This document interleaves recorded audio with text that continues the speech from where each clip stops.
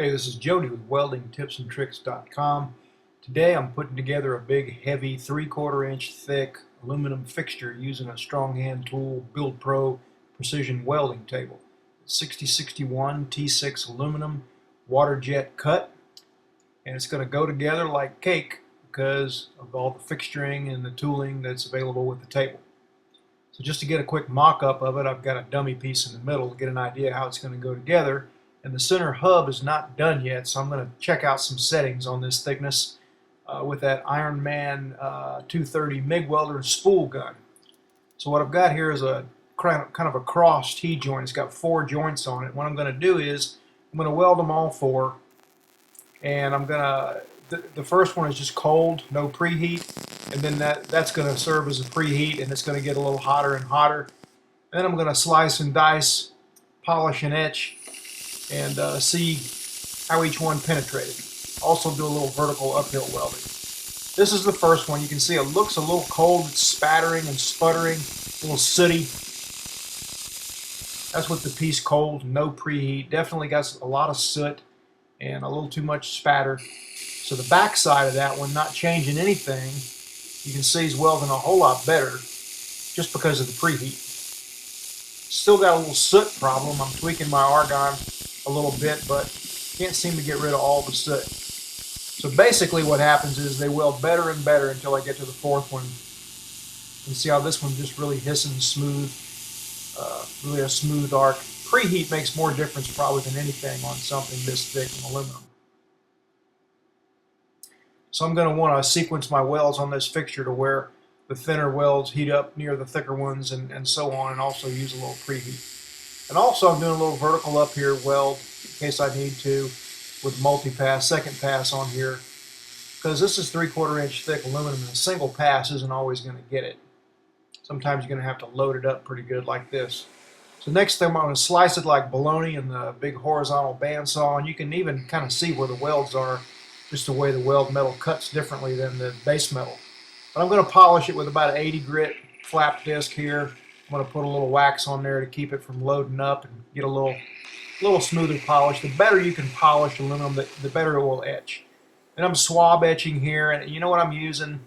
There's a lot of things like household products that will actually etch aluminum. A lot of alkaline cleaners, but in this case I'm using Drano. It's got a really high pH. You want to be careful using that stuff though. It's pretty nasty. You don't want to get it on you. And there's the aluminum uphill weld. Or you can also use a high alkaline cleaner like Purple Power, Purple Panther, several others, as long as they're high enough pH, will etch aluminum. But be careful with the stuff. But that's one way of checking for penetration, is polishing and etching. But you can't obviously do that on part because it's destructive testing. So now I'm going to measure here. I'm going to move the tape measure back and forth. So that's how you get the center of the measurement on something round. And I settle in on 36 5/16 here. And I want to know half of that because I'm going to scribe a circle with the Dremel points. So half of that's 18 5/32, and I set that with the Dremel points there. And I'm going to use a standard little hold down device that comes with the fixturing package with the BuildPro table. I'm going to use that for my center and just stick one of the points in that hole. I'm using a little makeshift layout fluid here, also known as black paint, but that'll wipe off easy with acetone later. And I'm going to get a scribe line of a circle so I'll know where I'm at. My machinist friend who I'm doing this job for made this dummy plug here. It's a spacer. It's also got an inside diameter there that the hub will fit on. And that sets down right on that head of that little deal.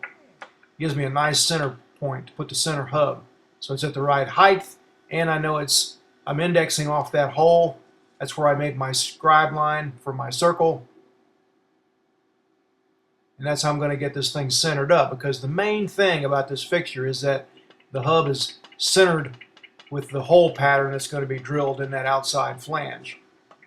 So just bumping it around, getting it, eyeballing it pretty close to that scribe line, then taking this center finder attachment with a long blade and running around it and tweaking it, eyeballing it, double checking it, making sure it's as close as possible. We can be a little bit off here because the center is going to be, machined after the fact. It's going to warp and move a little bit as we weld it, but we want to be as close as possible. So now we're going to tack this little ring on here.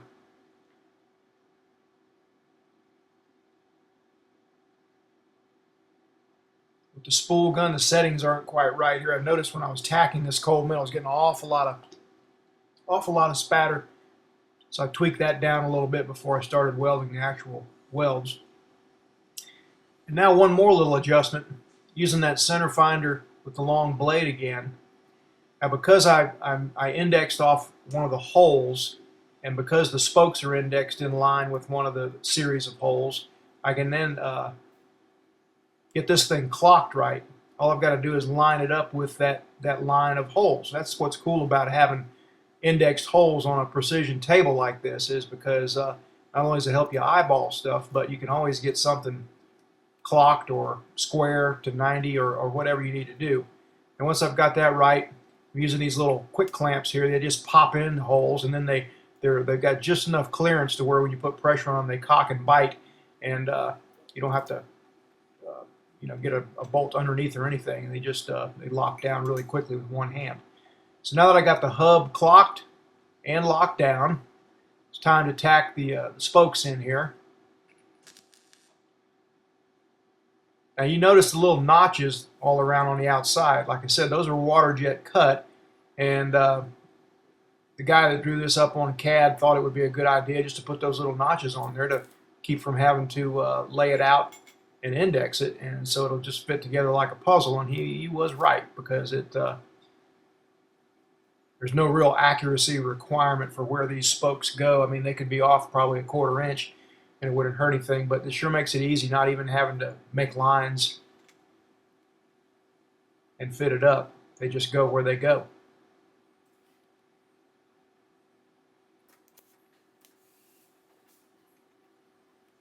So I'm just holding it with one hand. It's a pretty tight fit there, so I don't have to do a whole lot of anything other than line it up and prop the spool gun on there and get a tack. I'm just getting one tack to start with because I want to make sure everything's cool before I put more tacks.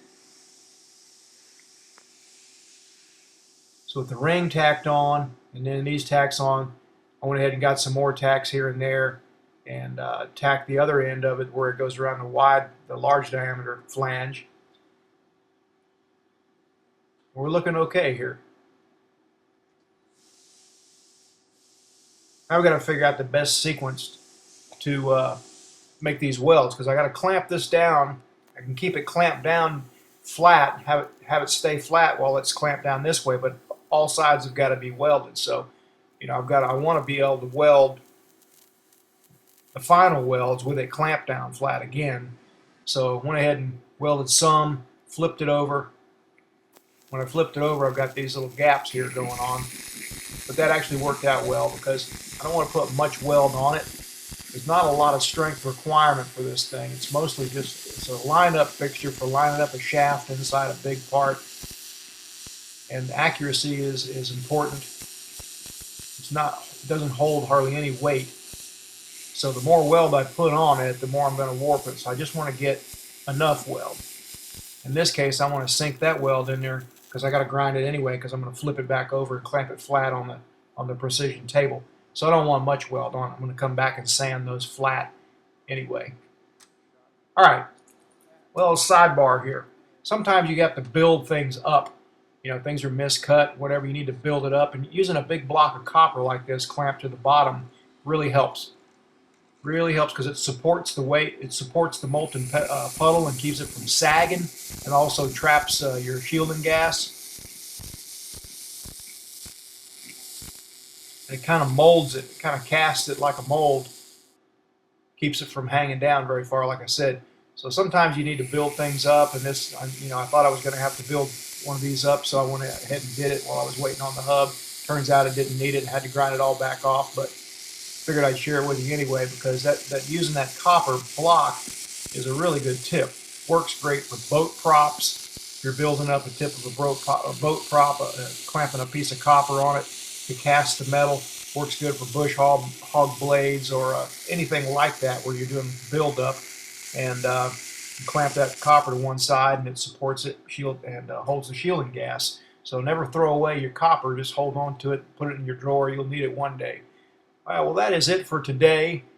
Thanks once again for watching, and visit weldingtipsandtricks.com.